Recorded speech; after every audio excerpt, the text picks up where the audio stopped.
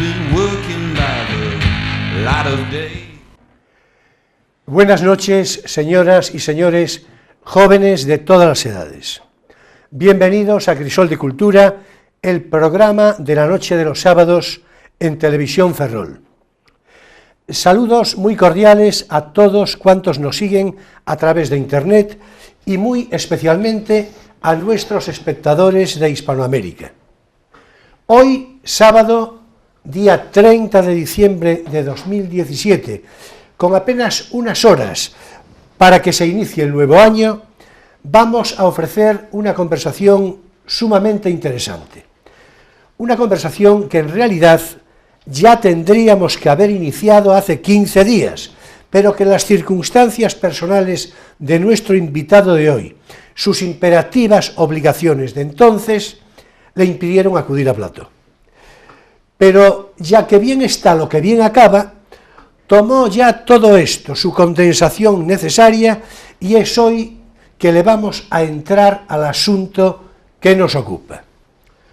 Hoy vamos a hablar de Bergamín, de José Bergamín, muy notable y destacado, singular también, miembro de la llamada, en España, generación del 27, bien que él prefería decir generación de la República, lo cual ya nos va orientando un poco, digamos, en una cierta extravagancia del personaje, ¿verdad? Querido y admirado, quiero decir, por Emilio Saldaña, que de nuevo me acompaña hoy a mi derecha, como de costumbre. Bienvenido, Emilio, al fin vamos a hablar de Bergamín. Sí, porque la semana pasada pues no pude estar, y entonces tengo ahí. Bueno, y la anterior, síndrome. que era previsión hablar de Bergamín, sí, esa quedó pospuesta. Fue frustrada, con lo cual estamos hoy todos contentísimos. Y es nuestro invitado hoy, ya lo anuncié la pasada semana, Guillermo Fernández Rivera, profesor de literatura, poeta de mérito y logrado narrador de muy variadas peripecias ferrolanas.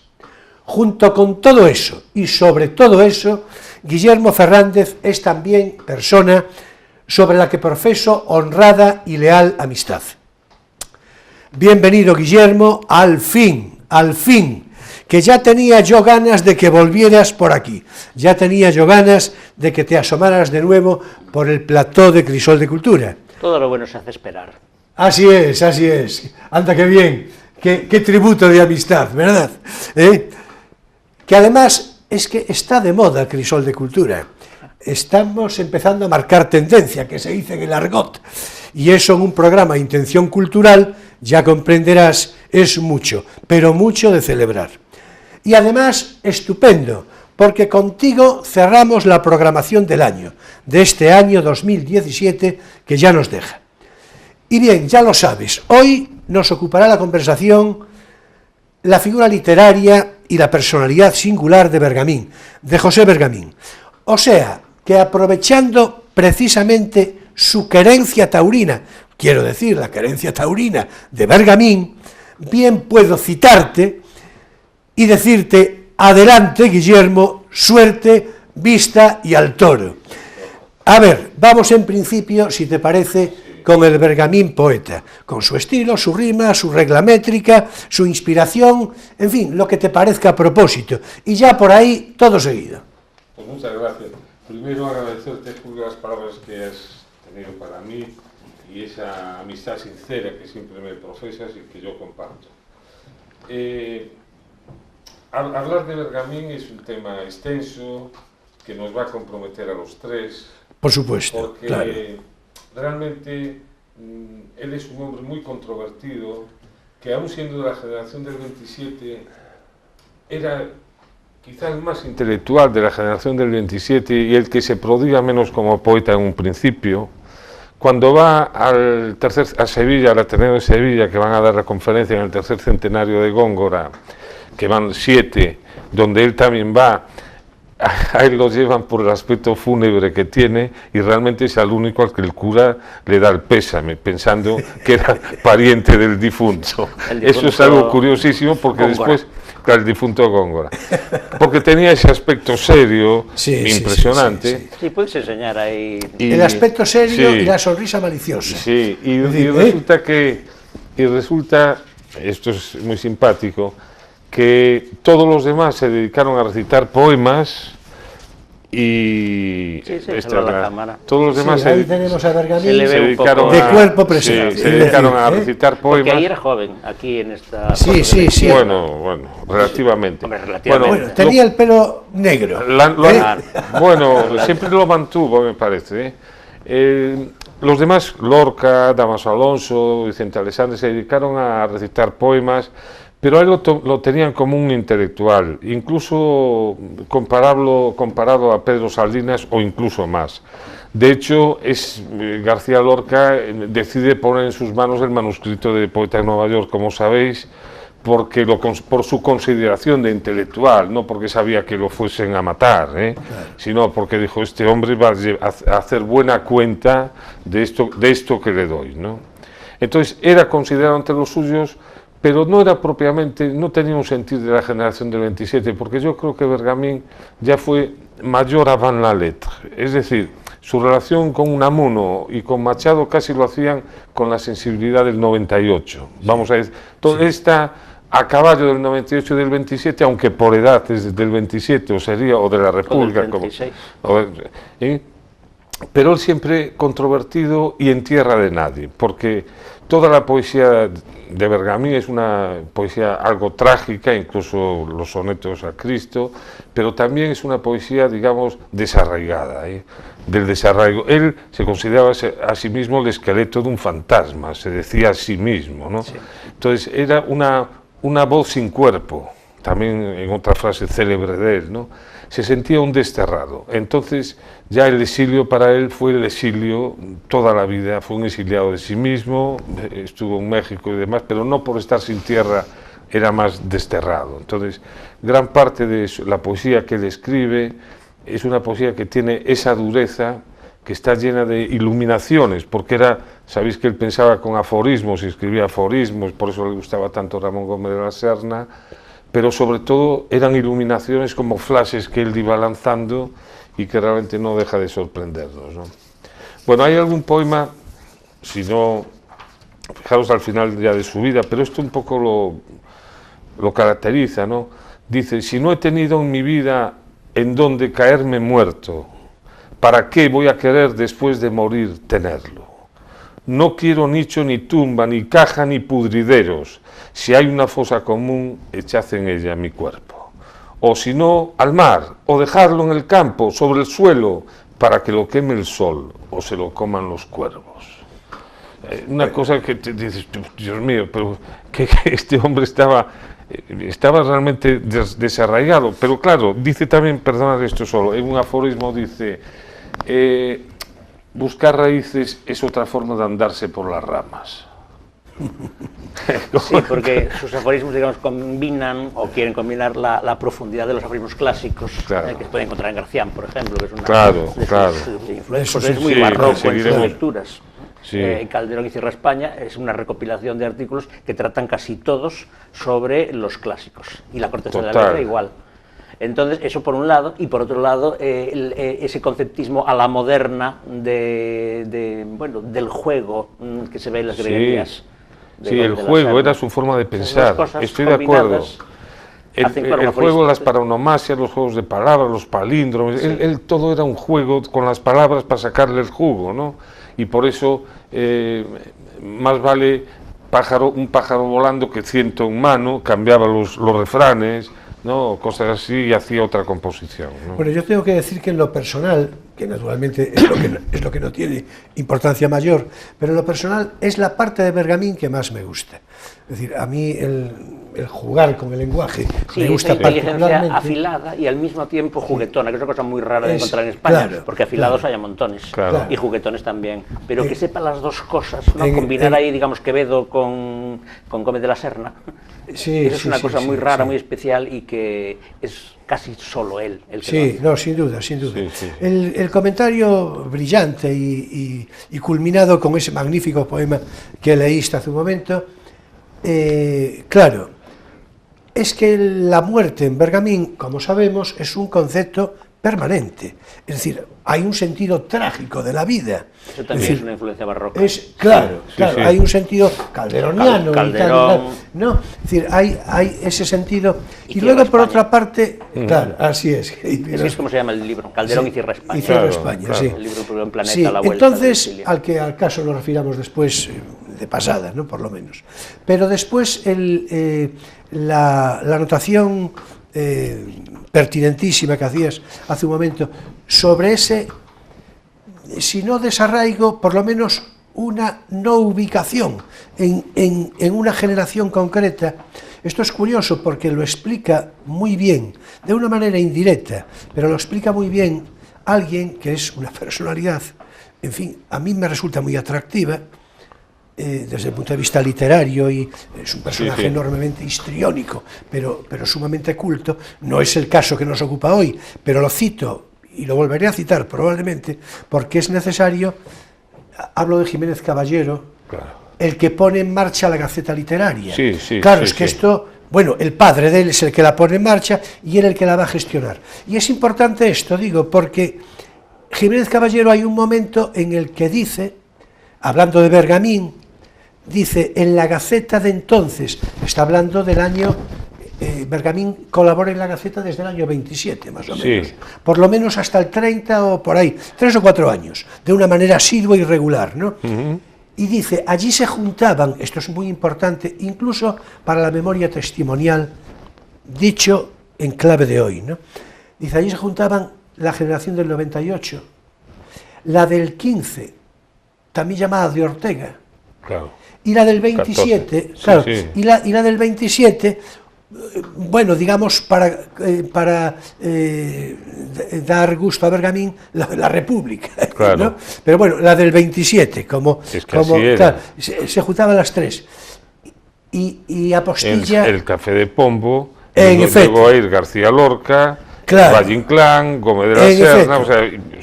Y Apostilla esto, que a mí me parece muy interesante desde todos los puntos de vista, sin duda para otro debate, no para el de hoy, pero apostilla y dice, un tiempo en el que aún era posible ver cómo Alberti y Ledesma Ramos se abrazaban. Esto es muy importante, quiero decir. Como Ledesma Ramos, un chico muy jovencito, por otra parte, ¿no? Muy seguramente el más animoso, el más entusiasta de todos ellos, intelectualmente hablando, pero que no tenía formación, era una cosa, en fin, muy... ¿no? Pero bueno, es curioso, ¿no? Un tiempo, es que es importante. La Gaceta Literaria resultó fundamental para la generación del 27, ni se diga, ¿no? Bueno, Índice quizá fue del año 22, Índice de Juan Ramón. En efecto. Es donde empiezan a escribir todos los miembros de la generación del 27, incluido también Bergamín. Claro. Entonces, Bergamín, que en fin, ya le vais entrando, lo que quiero decir es que tiene el alma trágica. La muerte es una constante permanente. Yo creo que lo de su vena taurina, su interés por la tauromaquia, probablemente tiene que ver también con ese sentido trágico. Sí, yo también. Es decir, por la tauromaquia y por el ballet. Cuidado, que dentro de las obras de teatro de él hay unos guiones solo para ballet. Porque ese gesto del toreo, y como decía Morante de la Puebla, que le prologa el libro del Don Tancredo, me parece, el prólogo se lo hace Morante de la Puebla, un torero, porque eran toreros cultos, como Sánchez Mejías y Morante de la Puebla. Era ese gesto de ballet, de baile, de bailarina, lo que a él lo atraía de una manera impresionante, y por eso tiene 2 guiones para ser bailados. Sí. Es que el gesto es la liturgia, y la liturgia es también el catolicismo que profesa Bergamín, el catolicismo tridentino.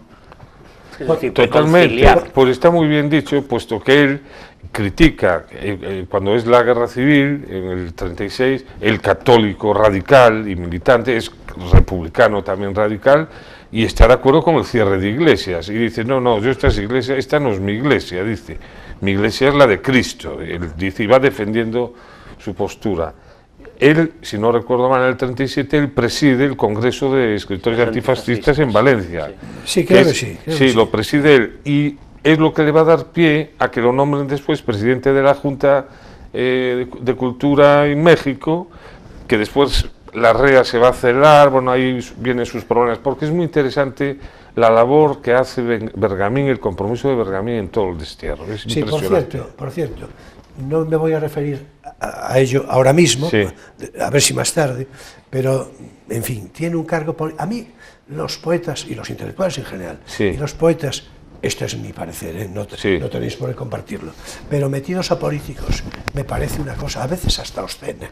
Es decir, no, bueno, lo digo, pero ahora lo voy a decir por la parte humorística, tiene un cargo, ya os diré qué cargo tiene. No, bueno, ese cargo, y que han criticado mucho esas cosas. Precisamente hay una anécdota con Jiménez Caballero, claro, que lo va a ver al despacho, bueno, sí, ya la contaré. No, la anécdota es que dice que no me compliquéis la vida, le dice Bergamín cuando le piden favores en Madrid, le dice no me compliquéis. Pero lo argumenta desde la poesía, Guillermo, y esto ya lo veremos después. No, bueno, él lo que hace realmente... En realidad lo podemos ver ahora. No, en una España tan dura como era la España de la Guerra Civil, ¿no? Él no deja de ser un cristiano radicalizado, ¿no?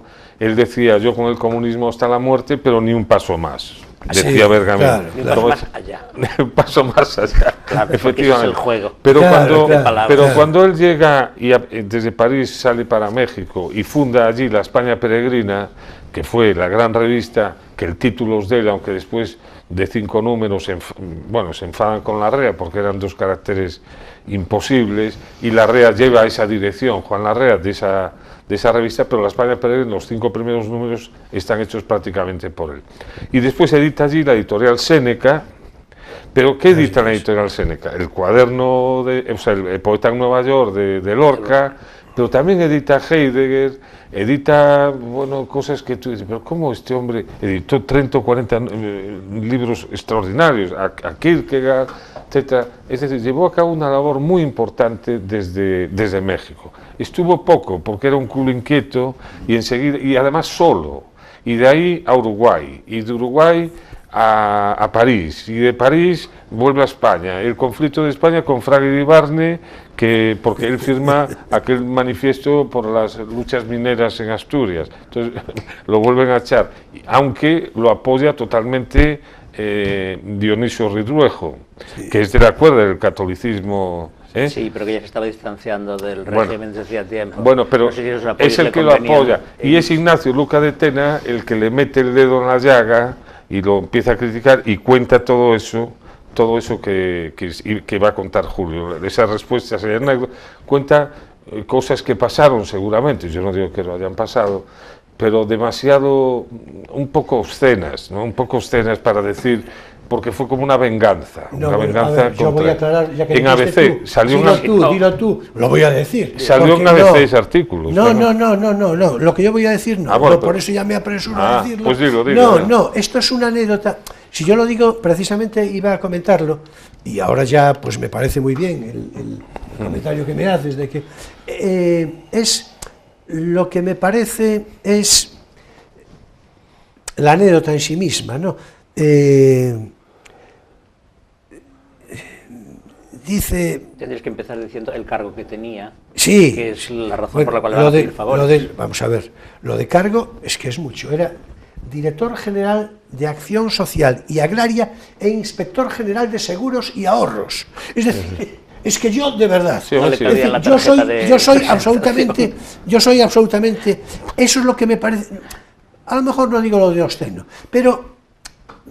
Es que no sé, yo no veo a Bergamín, porque Bergamín era un intelectual, como bien citaste ahora mismo, precisamente su labor en México está mucho más asociada a su carácter intelectual. Nadie edita a Heidegger. Yo no sé a qué venían esos cargos, la verdad, y tanto cargo, por favor, no habría otros. Sí, y precisamente Jiménez Caballero, un día que lo va a ver, le dice, pero hombre, se extraña, y le dice, joder, pero tú...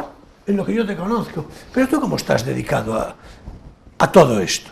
Y la respuesta de Bergamín, lo tengo aquí anotado porque me parece, dijo lo siguiente, mira, Ernesto, me dijo al ver mi asombro por tales puestos políticos, porque, vamos a ver, dice, la poesía, y esto es lo que ya me parece, es una sustancia vital que puede aplicarse a las formas en que opere la poesía. Bueno, que es no decir nada, me Yo parece. no lo he entendido. Que es no decir nada. Yo creo que lo Que se acomoda a lo que sea, ¿no? Claro. Que vale Con lo cual a mí me parece... Sin embargo, una de las características, de verdad, Julio, A lo una de mejor lo las, que quería era despacharlo de su despacho. una de las características de Bueno, puede ser. Bergamín fue su honradez. Su honradez que lo llevó a estar solo toda la vida, a morir sin un duro, a no tener nada. Sí, claro, pero si yo lo que digo es, Claro. vamos a ver, Antonio Machado, no es lo que nos ocupa hoy, Claro. Antonio Machado, hombre, Antonio Machado, que no hay más que reverenciarlo Claro. desde todos los puntos de vista. Hombre, todos nos equivocamos, puedo hacer yo ahora la gracieta, hasta yo mismo. Vamos a ver. El poema sobre Lister, yo creo que le sobra a Machado. ¿Qué va, hombre? Sí, No le se puede sobra. quitar de la circunstancia. No, Le sobra. vamos a ver. Le sobra. Pero bueno, Le sobra. pero cientos de poemas panfletarios, Vamos, lo firmados digo- por Machado en los frentes de guerra, Claro. para arenga de los soldados. Claro. Lo tienes que ver, o yo lo veo por lo menos así, con ese esa sentido. situación. Oh, no, No lo veo de con otra ese manera. con ese Y sentido, de por hecho, supuesto. no están las antologías, aparece muy. Hay que buscarlo, Sí, pero hay que claro. buscarlo en ese contexto, ¿no? No, sin duda, Porque sin él duda. realmente estaba allí en Es el el medio. poema ese de si mi pluma valiera tu pistola. Claro, de capitán Sí, contento sí, moriría, claro. claro. Es decir, No es tan malo, ¿eh? no, A mí no me parece Bueno, tan- no, es un panfleto, no, evidentemente. malo, Pero no, claro, está, no está en la línea de Machado, sino en la Claro. línea de un contexto Eso sí. de guerra civil terrible. Y hay que Claro. entenderlo, porque Y Machado yo lo entiendo no vive de esa fuera manera, del mundo, no es un poeta en la No, torre. yo lo entiendo de esa manera. Fíjate cómo acabó. Bueno, vamos a salir del no, pero hay- Bergamín, hay- director general. Sí, tal, pero si salimos, porque mira, si salimos no- de Me ha Bergamín. gustado el título. Pero hay cosas peores que yo de verdad que no consigo entender en un hombre como Bergamín, es que acabar escribiendo en Egin Ya, ya. y por supuesto. reivindicando, No, por supuesto. reivindicando a ETA, Por poco supuesto, menos. por No, supuesto. no Bueno, creo sí, que- sí. Yo creo que ahí lo que lo llevó a eso fue un poco, bueno, Un despecho. exactamente, el despecho de una vida de rechazado en 50.000 sitios Claro. y también su antimonarquismo. Totalmente. Digamos, su republicanismo, viendo Claro, que hasta- después de la después de la caída del franquismo, con la democracia, la república no viene. Para él eso resulta una decepción tan grande que yo creo que lo descoloca y lo lleva a, Sí, sí. una vez que se había exiliado de sí mismo, volver a España exiliándose de ella, Sí. haciéndose como el anti-español más español que ha habido nunca allí. Sí, Bueno, sí. la definición me Con- parece magnífica y yo me sumo a lo que dices tú, por supuesto. Claro, Es decir, son eso- cosas- Sí, porque eso no lo entiende nadie. Por favor. No. O sea, Por favor. quiero decir, Y racionalmente. enterrado con la bandera vasca. Sí, con el Curriña. Porque él no se Hondarribia. reconocía la bandera española, Es que- porque No. su bandera era la republicana. Sí, con la Esa es transición. historia. Además, la transición él no la admite, dice que fue un fiasco. Entonces él debió de considerar, pues en aquel momento, que realmente lo más antirrepublicano que había, o sea, lo más, al revés, republicano Sí, que había sí. era ese movimiento de resistencia, tal y como se vendió en algunos ambientes. Sí, y bueno, que estaba mayor y a lo mejor ya. yo creo que eso de Bergamín y algún otro, yo creo que tiene que ver... A Bergamín no le perdonaron, pero ni la izquierda ni la derecha, ni nadie en España, esa actitud que tuvo contra la transición. Y lo han ocultado, porque Bergamín era un hombre que en los años 70 y 75 merecería mucha mejor prensa Claro. Sí. y mejor tratamiento. Y un reconocimiento mejor de la historia y en los libros de Entonces, texto, y no, y y en él se ve en edición. Madrid y dice, menos mal que vivo en una azotea, porque en Madrid vivo en una azotea, dice, más solo que la una. Pero porque- bueno, colaboraciones en prensa algunas tiene.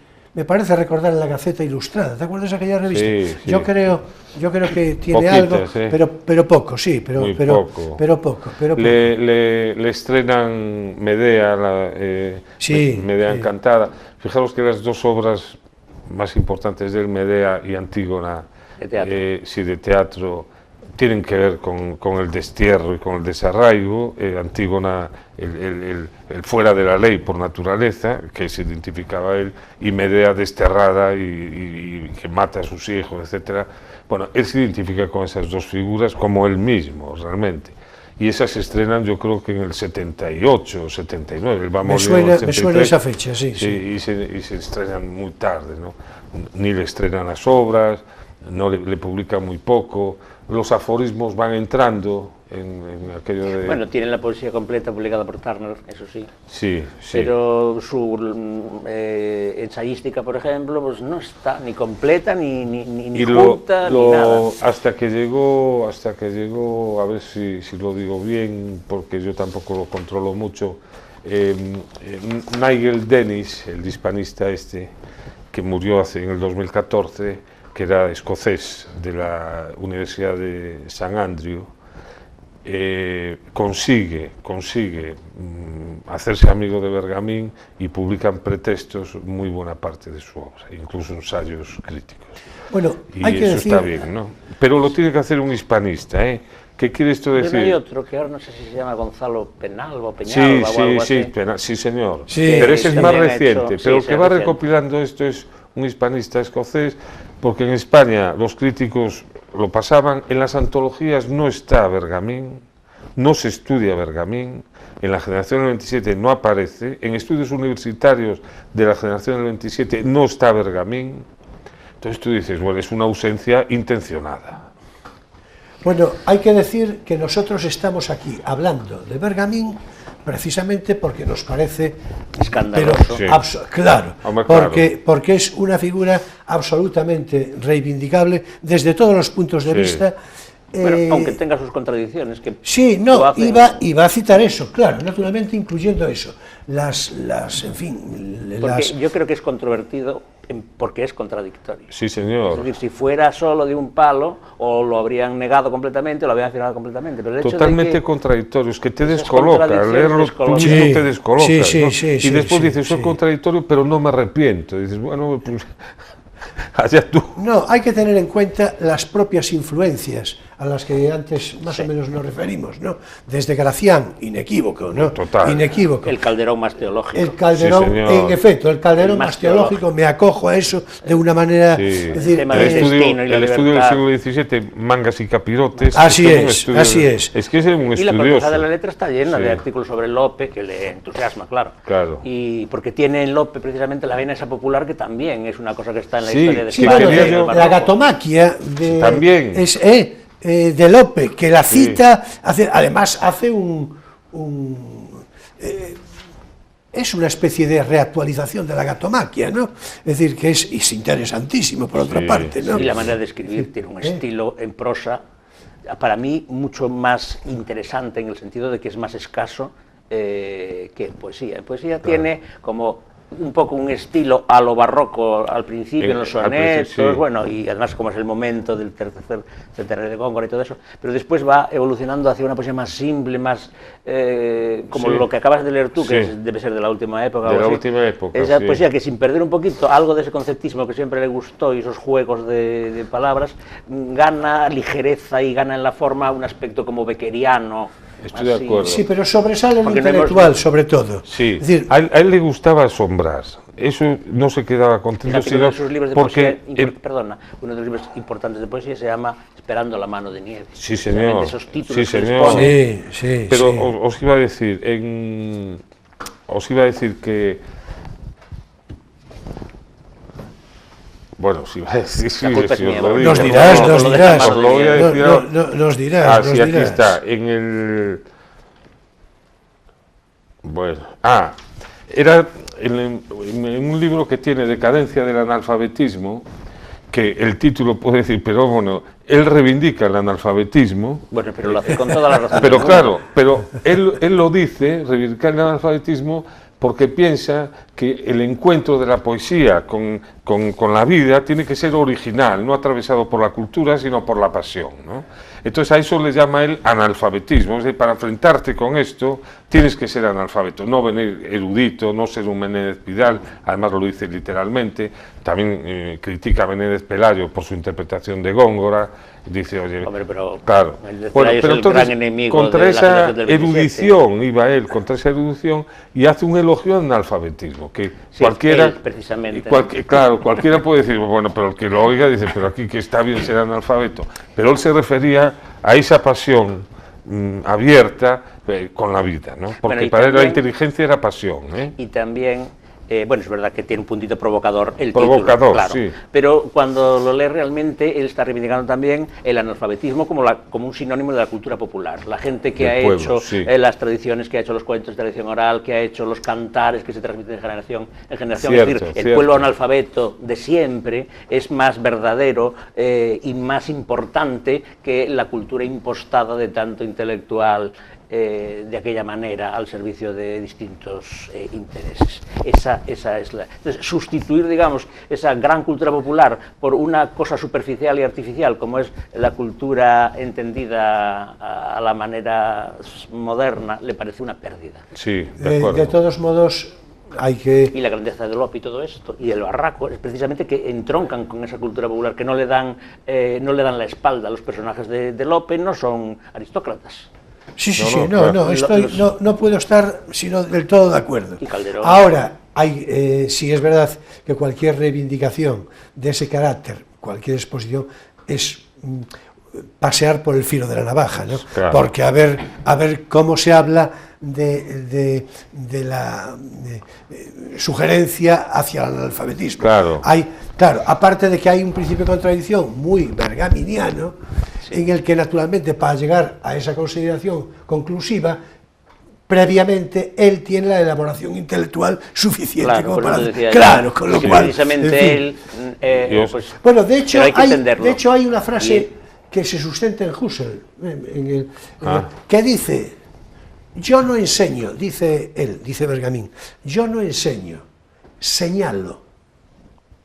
Y acaso esta frase, mira por dónde, yo creo que sería a propósito para incardinarla en esto del patrocinio, él no enseña, no quiere hacer pedagogía, no quiere convencer, simplemente señala. Sí. Bueno, ya se verá, ¿no? Hay otra... Él influyó muchísimo en toda la juventud de la época que le rodeó, incluso en filósofos muy importantes como Giorgio Agamben. Giorgio Agamben, el filósofo italiano, era amigo de Bergamín y de hecho en el 82 está en Fuenterrabía porque le dijeron que estaba muy malo, aunque tardó un año en morir, etc. Y siempre decía que Bergamín era el poeta del quién. Del quién, se refería a Agamben de la pregunta de quién soy, ¿no? Que soy, por eso de una voz sin cuerpo, un fantasma, un esqueleto, el esqueleto de un fantasma, etc. Y va tirando de esas metáforas a Agamben para hablar de Bergamín y de lo que era su filosofía. Y su poesía va en esa misma línea, de las complicaciones y de las complejidades formales del principio hacia una transparencia casi. Pero al final, que os quería decir, uno de los últimos poemas de él, que se titula Ex España, y que es totalmente moderno, y que es un soneto, y que parece gongorino. O sea que vuelve a última hora. Dicen que España está españolizada. Mejor diría, si yo español no fuera, que lo mismo por dentro que por fuera, lo que está España es como amortajada. Por tan raro disfraz equivocada, viva y muerta a la vez de esa manera, se encuentra de sí mismo prisionera y furiosa de estar ensimismada. Ni grande ni pequeña, sin medida, enorme en el afán de su entereza, única siempre, pero nunca unida. De quijotesca en quijotesca empresa, por tan entera como tan partida, se sueña libre y se despierta presa. Es un soneto. Estupendo. Y podría valer para ahora, para decir, sin duda. De quijotesca en quijotesca empresa. Ahora, el concepto trágico única siempre, y la muerte, pero nunca unido. Siempre presente. ¿No? Sí. Por eso es tan chocante que, en fin, se identificara con el antiespañolismo, digamos. No, vio el españolismo allí. en lo que no era monarquía. De alguna manera sí, lo vio transfigurado. Sí. Yo creo que fue el elemento antimonárquico. Bueno, y él estudió en los jesuitas, confundió. Muy influido por los jesuitas, como ETA, ¿no? Y como el País Vasco, es que la influencia de San Ignacio de Loyola allí fue impresionante. Entonces quizá eso sea un vínculo, ¿no? No, vamos a ver. A lo mejor hubo una conexión por el sentimiento común religioso entre determinada ultraizquierda terrorista y él. A saber. Digo yo, porque si no, hay una relación histórica de desarrollo de ETA y de la Iglesia Vasca. Sí. Vamos, un sector de la Iglesia Vasca. Pero inicial del todo, ¿no? En cualquier caso, no se trata de hablar del País Vasco y menos de ETA. Hoy. No, claro. Ahora, que desde el punto de vista de referencia, podríamos decir antropológica, una forma manifiesta, marcada y subrayadísima de ser español es ser vasco, esto posiblemente los vascos no lo saben, pero esto es así y está escrito por los propios vascos y hasta documentado. Bueno, los Baroja ni se diga lo que hablaron al caso, ¿no? El propio Unamuno, naturalmente, ¿no? Yo creo que siempre se sintieron españoles hasta que le dijeron que no eran vascos, que eran solo españoles, cuando se enfrentó en esta historia, ¿no? Pero si no... Es un problema complicado, pero los vascos se sintieron siempre españoles, ¿no? Sí. Hasta Mira la historia de América. Claro, hombre, claro. Teníamos ahí unos sonetos estupendos, ¿no? Pero eso será después. Eso será después, allá al final. Eso será ya al final del programa. Muy bien. Pero bueno, mira por dónde viene a propósito. Son más gongorinos, por cierto. Que quizá no tan conceptistas, un poquito pero más gongorinos que quevedianos, porque ese es Quevedo. Sí, sin duda. Es conceptista, claro. Sí, totalmente. Bueno, pues disculpad, vamos a seguir hablando de literatura ahora mismo, pero ahora cambiaremos por un momento de autor. Enseguida continuamos con Bergamín, naturalmente, en unos minutos. Ahora es tiempo para nuestro espacio divulgativo. No tienes por qué saberlo.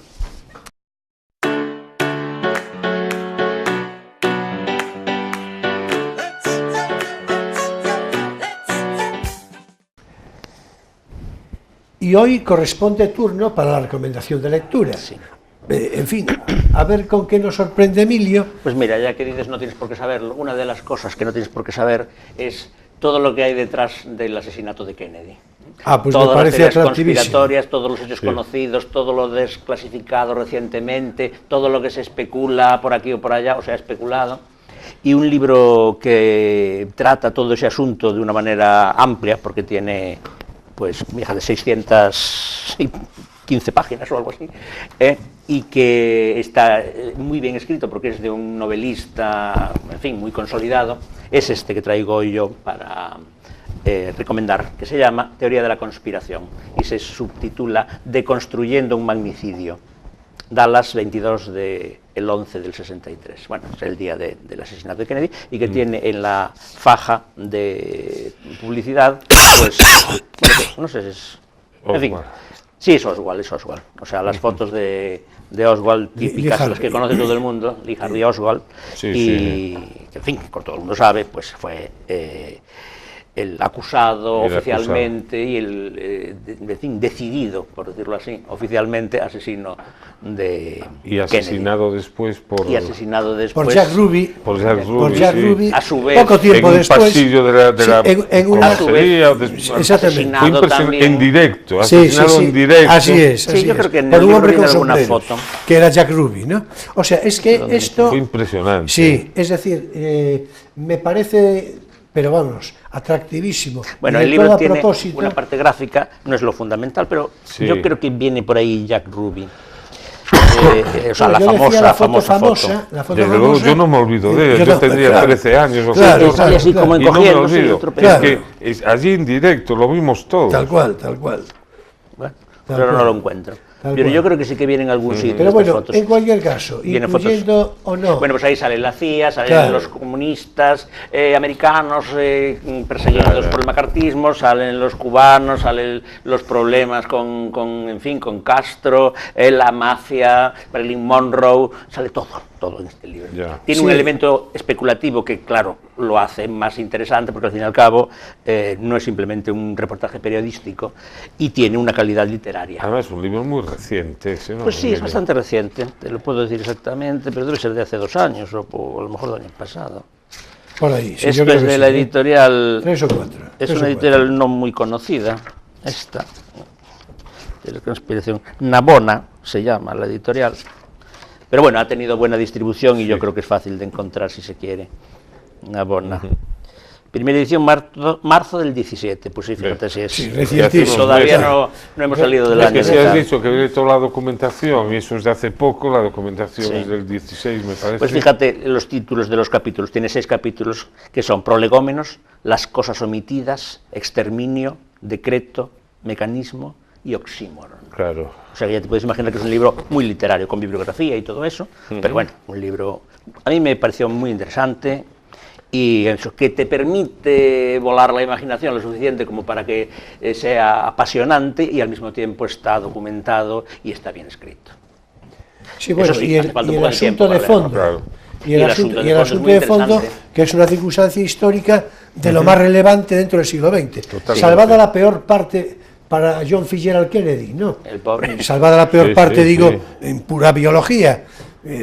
Pues la verdad es que aquello fue una circunstancia, yo creo que no desvelada todavía hoy, es decir, y que supuso, en fin, que supone una lectura, repito, atractivísima. Pone el informe Warren a caer de un burro, claro, porque eso es una cantidad de medias verdades que son mentiras efectivas y ocultaciones. No, es que además el informe Warren, en fin, no es lo que nos ocupará hoy, pero el informe Warren yo creo que tenía la necesidad de la urgencia. Es decir, había que... Hombre, pero la opinión pública estaba conmocionada. Que llenar aquel vacío. Fue, en efecto. Entre Pearl Harbor y el 11S fue el gran trauma norteamericano. Bueno, después vino el asesinato de Martin Luther King, ¿no? Sí, pero no tuvo la misma repercusión internacional. Pero fue hombre, vamos a ver, por supuesto. También la del hermano, Robert. Bueno, eso fue un... La del hermano Robert, ¿no? Por cierto, quería decir algo sobre el autor. Este Javier García Sánchez es un escritor que ya debe llevar, no sé, años publicando, porque yo no sé de qué año es, del 55. Tiene novelas, algunas de ellas, pero realmente voluminosas. La última más conocida es una especie de biografía novelada, bueno, no una especie, una biografía novelada sobre Robespierre, que ha sido bastante polémica porque no llega a ser geografía, pero... en fin, hace un juicio positivo sobre el lugar en la historia del incorruptible. Bueno, pues no creo que compartas, pero bueno, es interesante que él haya escrito una cosa como de 800 páginas también. Porque yo creo que compartir de una manera decidida, abierta y en fin, y casi en abrazo ritual hay que leer a Robespierre. Hay que leer el libro. Hombre, vamos a ver, todo puede tener su parte, ¿no? Pero, en fin, Robespierre no es lo que nos ocupa hoy tampoco, pero en fin, es que, vamos a ver, hay que decir una cosa, que lo comentaba ayer contigo. Ese libro sobre la teoría de la conspiración relacionado con el asesinato de Kennedy, sobre él volveremos, ya veremos cuándo, pero sobre él volveremos no sé si iba a decir muy pronto, seguramente no digo muy pronto, pero desde luego no tardaremos en volver, porque nuestra intención, ya lo sabes, es hacer un programa a propósito del atentado y de la muerte. Tendremos que invitar a algún conspirólogo. Sí, de hecho teníamos a una persona en principio a propósito, la seguimos teniendo, ya veremos en nómina, ¿sabes? Sí, claro. Exactamente. Yo creo que hay muchos estudiosos. Por supuesto. Bueno, pues entonces, como hemos de redondear esto, voy a hablar yo de mi libro, como lo de Umbral, quiero decir, pero no del mío, no lo del mío, de Umbral, el tuyo no todavía. De Umbral, que otro día volveremos sobre Umbral sí que merece un programa, en fin, si Bergamín y su memoria lo merece, Umbral por aquello de la proximidad generacional, en fin. Y por el maltrato post-mortem. Y por el maltrato post-mortem, en efecto, del que Emilio y yo hablamos alguna vez, por supuesto. Que no hay forma. Bien, No hay forma, es verdad. En efecto, en efecto. Y te mueres, eres Dios el día que te has muerto y ya, olvídate. Bien, hasta pues, que alguien el día de mañana. Al infierno. Pues vamos a ver, yo de mi parte voy a referirme a una novela bastante heterodoxa, igual en su concepción que en su desarrollo narrativo, en su propio corpus de inspiración. Es una novela de la noche y para la noche, La noche de La Habana. Que todo el mundo sabe que confunde todavía más que la nuestra. En efecto, en efecto. La Habana de él, del autor, de Cabrera Infante, de Guillermo Cabrera Infante. Para mí y para mi gusto, uno de los más principales escritores cubanos de todos los tiempos. Y si se me apura a decir el mejor, pues tentado estoy a decirlo. Es decir, ya sé que esto puede ser controvertido, pero tentado estoy a decirlo. Cabrera Infante era, en primer lugar, un hombre culto y refinado, con una cultura como revelada, un poco acriollada, pero sobre todo caribeña. Sobre todo cuando escribe mucho, muy acriollado. En efecto, pero sobre todo cubana, caribeña, habanera. Esa su Habana del alma, su tierra, su patria. Tres tristes tigres, que es la novela a la que me estoy refiriendo, aquí la tenemos. Y que tiene mucho mérito que la hayas dicho bien. Sí. Es la novela, repito, a que me vengo refiriendo. Es un prodigio de lenguaje, una orgía literaria, casi a veces una literatura oral, como él mismo dijo, tan hecha de coloquialismos y de giros locales, habaneros, de la jerga nocturna de La Habana, de su Habana asalitrada y perezosa, cadenciosa y viva. De prerrevolucionaria, se entiende, ¿no? Sí, fundamentalmente sí. Advierte Cabrera Infante que el libro está escrito en cubano, es decir, escrito en los diferentes dialectos del español, lo aclara así de manera expresa, que se hablan en Cuba, y la escritura no es más que un intento de atrapar la voz humana al vuelo, como aquel que dice. Y la verdad es que es cierto, porque desde la primera línea dan ganas de gritar el texto, naturalmente, o cuando menos de hacer altisonancias con las palabras, más o menos moduladas, ¿no? Se ha de decir, a mayor gloria de esta novela, que Guillermo Cabrera Infante era diplomático cubano acreditado en Bruselas, cuando en el año 1965, bueno, por ahí andamos casi con el asunto que nos ocupaba de Kenny hace un rato, viajó a Cuba, Cabrera Infante, para asistir al funeral de su madre, momento en el que la seguridad del Estado cubano lo declaró hostil, contrarrevolucionario, y claro, con tal motivo, le faltó tiempo para venirse a España y echarse en los brazos de Carlos Barral, el editor, bueno, y algún otro, ¿no? Pero fundamentalmente los Barral. Y así le ofreció el texto de una novela que tenía completa y recientita, que se titulaba Vista del amanecer en el trópico. Que este es el título primero que tuvo Tres tristes tigres. Vista del amanecer en el trópico. Carlos Barral se acogió al texto, le encantó naturalmente y lo pasó a la censura de la época, a la que no le gustó nada el título, de momento el título, y después le dijeron... Es que es un título un poco como de bolero, y ahora, por ejemplo, pasaría mucho mejor, porque ¿te acuerdas que la primera novela que yo propuse era de Padura? Sí, novela negra, sí. Pues ese tiene también una novela que tiene un título sacado de una línea de un bolero, La neblina. Sí, bueno, es fácil, es muy bueno. Yo creo que ahora somos más tolerantes con esas cosas, entonces la posmodernidad o eso. En cualquier caso, a la censura de la época no le gustó el título, pero tampoco le gustó buena parte del texto. Ya. Y entonces le dijo, parece una novela magnífica, le dijo el censor, pero yo, si rehaces 120, 130, 150 páginas, las vuelves a rehacer y yo creo que ya te lo podemos publicar. Bueno, pues la cosa suena a broma, pero así fue.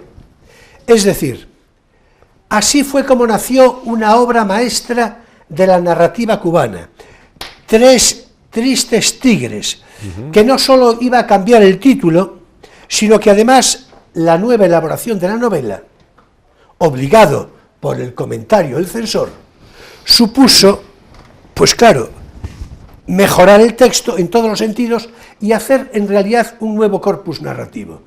Tanto que Guillermo Cabrera Infante hizo mención siempre, con frecuencia, expresa y pública, de gratitud a la intervención del censor, naturalmente, no por el hecho concreto, sino porque le obligó a esa nueva redacción magnífica y definitiva.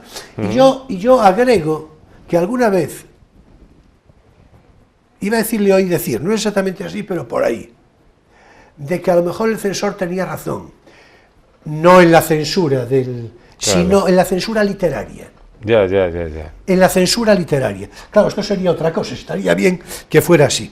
Bueno, entre tanto, Fidel Castro prohibió la venta en la isla de Tres tristes tigres y de paso ya comenzó el forcejeo mandón contra el autor, contra Cabrera Infante, que ya se había vuelto un rebelde y contumaz opositor a los ojos de la revolución, un descreído de sus logros, de sus procedimientos, también de su carismático comandante en jefe. Y quedó para siempre prohibido y proscrito Cabrera Infante, paradójicamente en su Habana querida, en su Cuba toda. También en eso, y por eso Tres tristes tigres es un alegato literario a favor de la libertad, de la palabra libre y desnuda, pero sobre todo es un prodigioso logro narrativo en plenitud de literatura esencial. Personajes, evocaciones nostálgicas, jergas de la noche habanera, música y, por supuesto, cómo no, cine. Y erotismo tropical, que yo me imagino que será la razón fundamental de la censura, porque no es una novela precisamente política. No, por supuesto que no. Las razones serán, en fin, la mojigatería de la censura franquista. En efecto, sin duda. Sí. Las referencias morales, ¿no? Claro. Seguramente. En todo caso, iba a decir, estaba diciendo que, por supuesto, como no, el cine, esa ebriedad de los sentidos, en Cabrera Infante. Y en la literatura cubana. Y en la literatura. Porque, como es Boquitas Pintadas, ¿no? En efecto. Se cuentan películas. Pero en la vida particular de Cabrera Este es de Puig, ¿no? El uruguayo, ¿no? El uruguayo, claro. Pues, de hecho, Cabrera Infante tenía en su casa de Londres una sala de cine. Sí, justo. ¿no?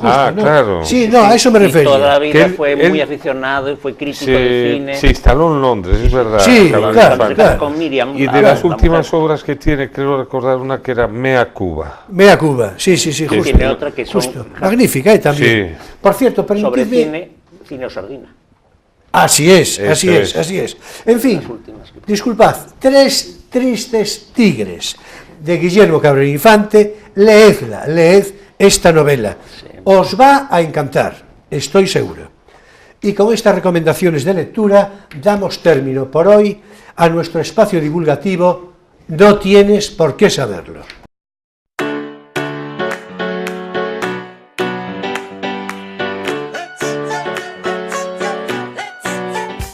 Bueno, yo quería decir una última cosa sobre el libro ese de Cine o Sardina, que es un libro sobre cine, como es natural. El título viene de que, como no tenían mucho dinero cuando Guillermo Cabrera Infante era pequeño, la madre les decía que eligieran. Así que el dinero que había, si que lo querían para el cine o para la sardina, que era la merienda. Entonces, o merendaban y no iban al cine, o iban al cine y no merendaban. Sardina, y él dice, yo siempre elegía cine. Y entonces, por eso le puso Cine o Sardina. Muy bueno. Bueno, pues ya vamos a continuar con lo nuestro, que naturalmente hoy, como sabemos, es Bergamín, ¿no? Vamos a ver,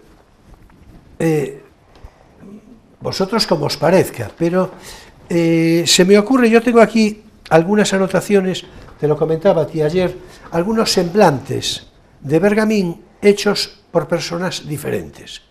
Y a lo mejor a partir de ahí podemos establecer. Yo explico de qué se trata, quiero decir, cito los comentarios que hicieron. En concreto son de Claude Roy, poeta francés, de María Zambrano y del propio Jiménez Caballero que cité hace un rato. Entonces, con el semblante de los tres, yo creo que se puede construir un buen Bergamín y a partir de ahí, pues ya le entramos en fin, a criticarlo todo lo que os parezca. Es decir, vamos a ver por dónde lo tengo, que por alguna parte debe estar, ¿no? Sí, María Zambrano escribe sobre Bergamín lo siguiente. Yo por María Zambrano tengo una particular debilidad, que comparte, por otra parte, Emilio, ¿no? Sí, de hecho yo recomendé un libro de ella. Hace un par de semanas, bueno, hace 2 o 3 semanas. Bueno, pues como tú también, estoy seguro, pues mira por dónde. Dice María Zambrano sobre Bergamín: de madrugada a la madrugada ha cantado desde siempre, y más ahora, ese raro pájaro pinto que es José Bergamín, por cerrada que haya sido la noche y acuchillada de falsas iluminarias, fiel en el recorrido de los complicados laberintos de la historia y de la vida misma, de la palabra al dictado. La del alba sería cuando Don Quijote salió al camino, que sin duda yo creo que es una semblanza magnífica, ¿no? Bueno, Jiménez Caballero, además de la curiosidad, dice algo muy cierto. Habla de las agudezas gracianescas en Bergamín, habla de los apotegmas a lo Juan Rufo, habla de las antífrasis mayarmianas y de los aforismos nietzscheanos. Yo creo que lo clava, claro, es decir, claro. sin duda, ¿no? Bueno, después dice algunas otras cosas de las que ya más o menos citamos aquí, y acaba describiéndolo de una manera, yo creo que muy pertinente, muy clara y muy caricaturesca. Dice: siempre flaco, flaquísimo, como un greco sosteniendo su propia calavera con la sonrisa de su malicia. Yo creo que también es perfectamente. Y Claude Roy, el poeta francés, hizo de Bergamín una definición, una descripción que a mí en particular me encanta. A ver, a vosotros. Dice: este grande de España es un menudo hombrecillo, claro como mirlo sin pelo ni pluma, replegado en torno a sus ojos negros de pájaro vivaz, las arrugas de la atención, de la aguzada malicia, de melancolía, de repente enmascarada de sonrisa. No se sabe de fijo si por ligero el viento va a llevársele en un amistoso abrazo, o si por alado se burlará del viento, de nosotros, de sí mismo. Burlarse, ¿acaso es la palabra adecuada? Aspecto tiene de divertirse, pero con gravedad. Hace zozobrar el navío de las frases hechas y corona con orejas de asno las ideas heredadas.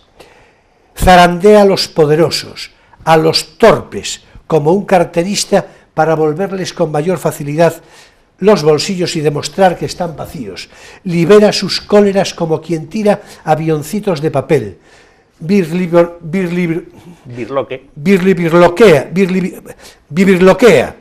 que dice, en realidad dice bivirloquea, y de toda chispa hace mosca, dice. Un retrato, más bien un ideograma. Preferiría decir yo, sin ánimo de corregir a Claude Roy, birloquea. Esto es lo que yo quería decir. Porque lo mismo birloque que burla son palabras muy taurinas. Claro. Burla tiene más sentidos, pero en este sentido... Claro, por supuesto. Bueno, yo creo que las tres... están muy bien. ¿Estamos de acuerdo? Yo creo que las tres... Claro. Entonces, a partir de ahí, pues yo creo que vosotros le entráis a Bergamín como queráis, y yo si acaso voy apostillando algo, si cuadra. No, yo solo quería decir que, en realidad, toda España y la cultura española le debemos mucho a Bergamín, ¿no?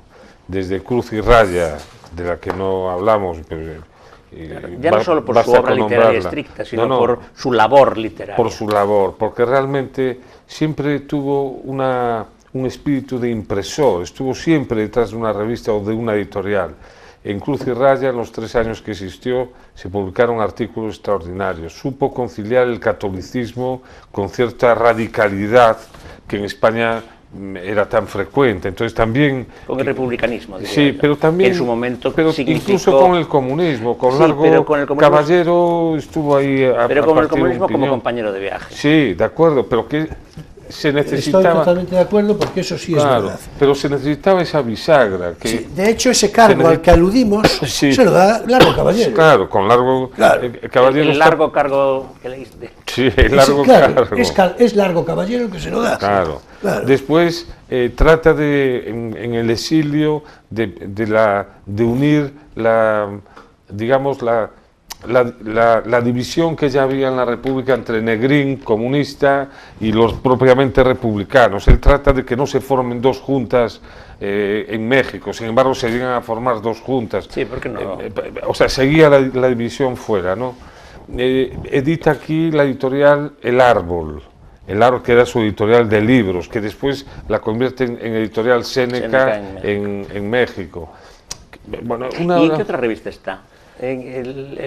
Mono Azul. Sí, el Mono Azul. Sí. Después escribió en Hora de España. Pero desde luego yo creo que la de él, genuina, es Cruz y Raya. Yo creo que sin duda, ¿no? Cruz y Raya. La revista del más y del menos. Del más y del menos. Claro.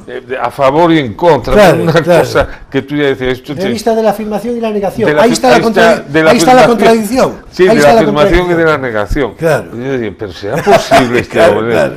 Efectivamente. ¿No? Y a él le debemos haber salvado el manuscrito de Poeta en Nueva York.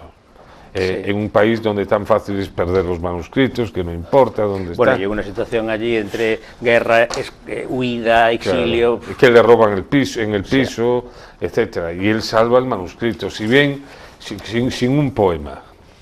Sin un poema, porque Lorca le dice, falta el poema de la infancia en no sé qué, en Moslén, o no sé qué, pero eso salió en el periódico tal, y lo buscas de ese periódico y tal, pero él no lo encontró.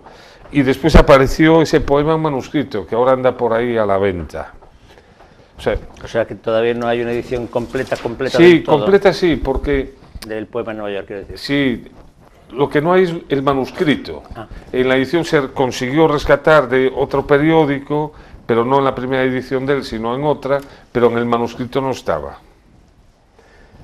Muy bien. Bueno, pues vamos a ver.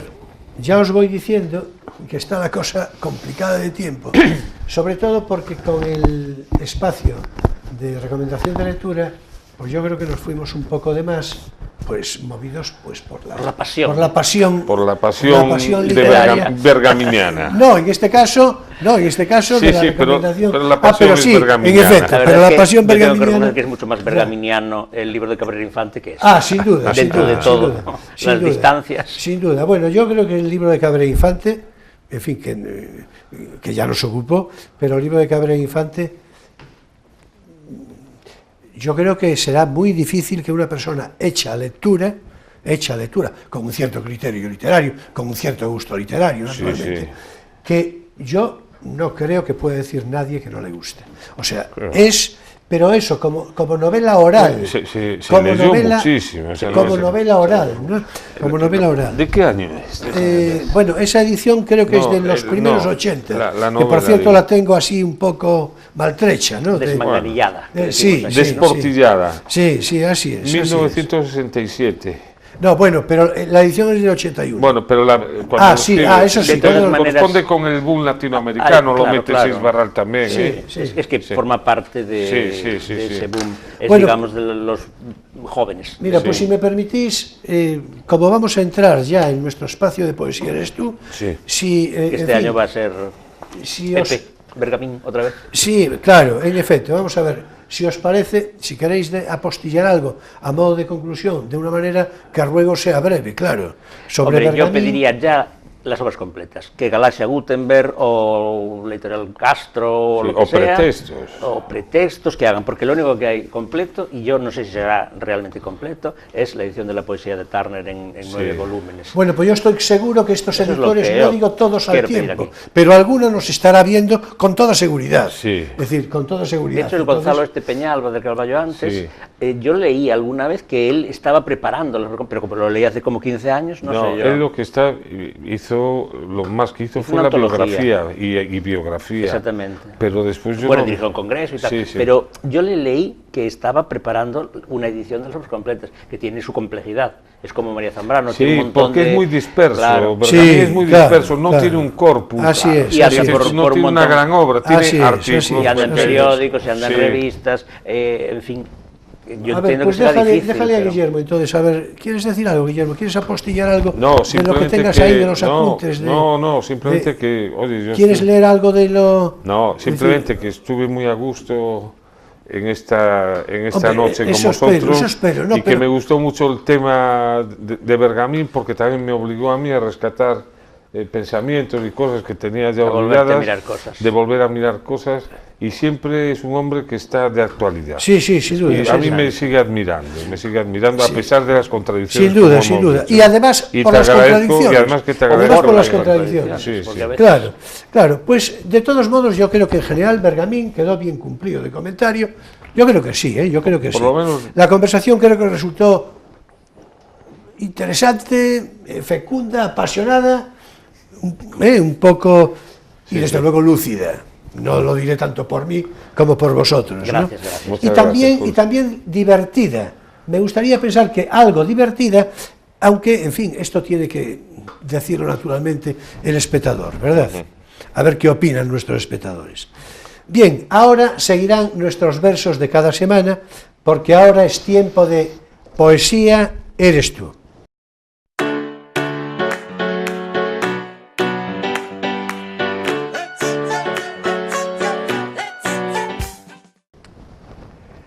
Y claro, cómo no, ha de ser Bergamín, el Bergamín poeta, quien nos regale sus versos con los célebres 3 sonetos a Cristo crucificado ante el mar, publicados en el año 1938, durante la Guerra Civil, en la revista Hora de España.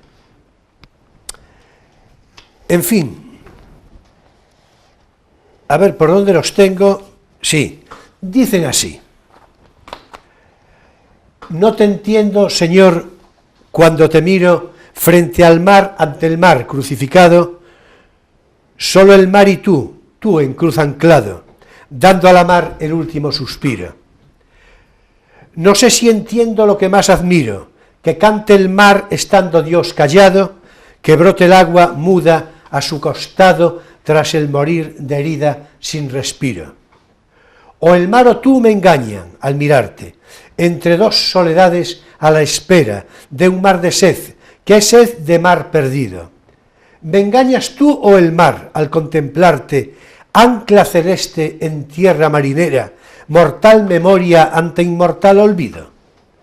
Ven ya, madre de monstruos y quimeras, paridora de música radiante, ven a cantarle al hombre agonizante tus mágicas palabras verdaderas. Rompe a sus pies tus olas altaneras, deshechas en murmullo suspirante, de la nube sin agua al desbordante, trueno de voz enciende tus banderas. Relampaguea de tormenta suma la faz divinamente atormentada del Hijo a tus entrañas evadido. Pulsa la cruz con dedos de tu espuma y mece por el sueño acariciada la muerte de tu Dios recién nacida. No se mueven de Dios para negarte las aguas por sus manos esparcidas, ni se hace lengua el mar en tus heridas, lamiéndolas de sal para callarte. Llega hasta ti la mar a suplicarte, madre de madres, por tu afán transidas, que ancles en sus entrañas doloridas la misteriosa voz con que engendrarte. No hagas tu cruz espada en carne muerta, mástil en tierra y sequedad hundido, árbol en cielo y nubes arraigado. Madre tuya es la mar, sola, desierta. Mírala tú que callas, tú caído, y entrégale tu grito arrebatado. Hondura, fuerza, grito de esperanzada fe religiosa, con un bastante de la inspiración de Unamuno en su Cristo de Velázquez. Y siempre ese estilo tan barroco, tan propio en Bergamín. Con él cerramos por hoy Poesía Eres Tú.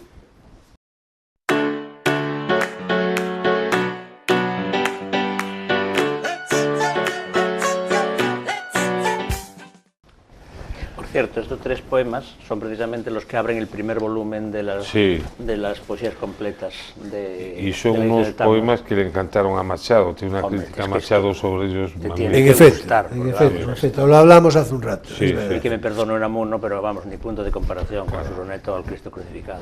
No, bueno, pero yo digo la inspiración. Esa inspiración, además desde la amistad y esto, ¿no? La inspiración es una cosa, a veces el inspirador es superado por el inspirado, ¿no? Él tenía desde luego más oído, más oído para la poesía, más bomborino que Unamuno. En efecto.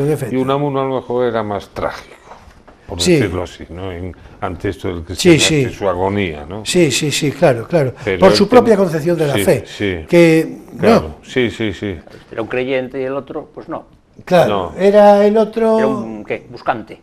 ¿Cómo le llamaría? De todos modos, en el diario íntimo de Unamuno, que es algo, el diario íntimo de Unamuno es algo de lo que yo no oigo hablar nunca. Es una cosa curiosísima. Y a mí me parece que el Unamuno, de su fe religiosa, de su fe crítica, de su fe dolida, de su fe esperanzada, de su fe, en fin, todo eso, en el diario íntimo está, yo creo, bueno, a mí me parece, pero emocionante. Pero él no es católico, él lo dice. No, pero ya. Él parece que muestra una especie de nostalgia por la fe perdida de su infancia, como es lógico, en alguien que no es un ateo, que no se ha vuelto ateo, se ha vuelto una especie de incrédulo que le gustaría, que echa de menos, pero que no se ve con la suerte de creer o la fuerza. El concepto de fe unamuniana, eso pasó, es decir, hay una forma de fe unamuniana. Eso sí que es dialéctico, ¿no? Y contradictorio. En efecto. Bueno, en fin. También finaliza aquí, claro, Crisol de Cultura en este sábado 30 de diciembre de 2017. Muchas gracias, Guillermo, por tu presencia, por tu conversación. Gracias a ti, Julio. La verdad, un placer siempre, muy de veras, ya lo sabes, que espero se repita pronto. Y así será. En fin, a poco que despunte el nuevo año y desde luego antes de la primavera, ya te voy diciendo, si tú te dejas, eso espero. Ya te voy dando pistas para que te vayas organizando. Una petición en el decasílabos, a poco que despunte el nuevo día. En efecto. Bueno, muchas gracias, Emilio, naturalmente.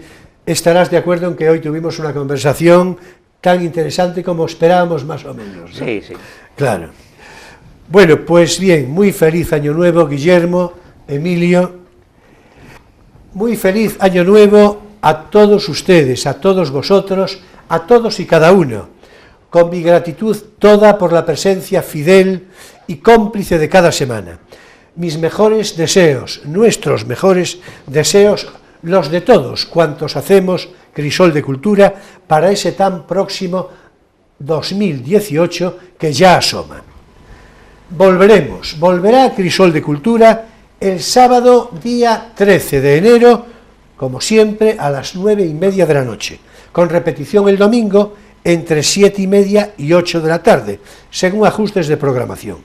Y después en YouTube, claro, a través de Internet.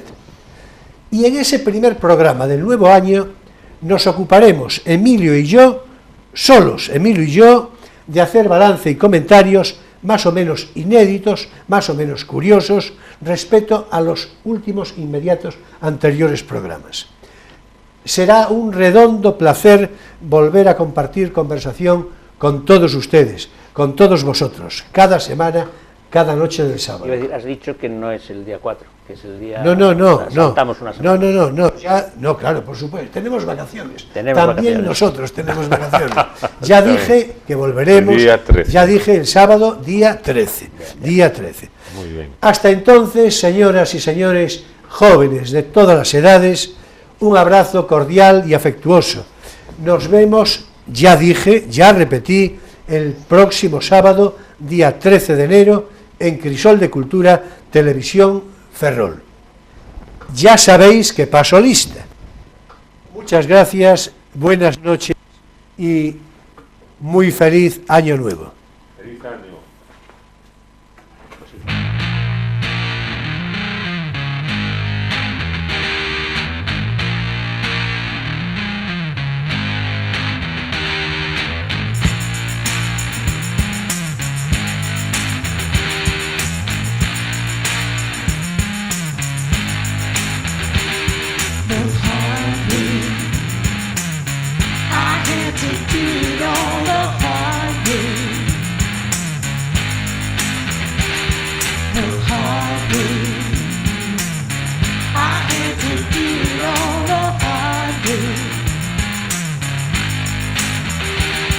While other folks been